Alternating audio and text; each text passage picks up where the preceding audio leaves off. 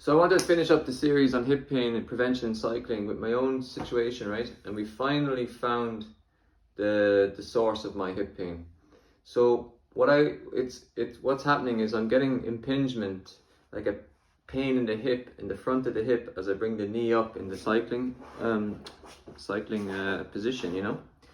But we know that the hip, if you have weakness at the back, like the kind of glute or the glute med, the posterior chain up around the hip, then you are running the risk of the femur kind of moving forward in the hip joint, and then that's how you can get pinching when bringing the knee up towards your chest in cycling. So that's exactly what was happening to me. I was getting pain as I bring my knee up, and I started strengthening the glute med muscle at the back here, and really I've found a very obvious improvement in symptoms, right?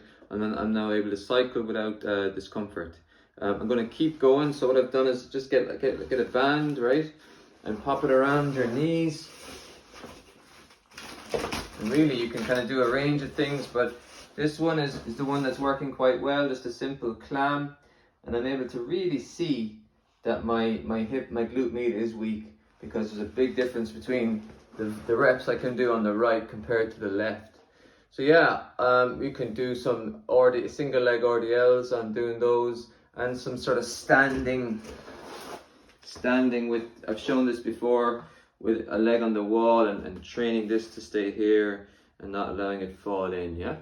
So glute med for me was the one, but then I did need to stretch the muscles as well in the front, the quads, and try to not let the TFL, or you know, this one that's connected to the IT band, not to let that get overworked. So again, it comes back to making sure the muscles at the back are trained if you're going to do a lot of cycling. So that's the end of the series. Check it out on YouTube.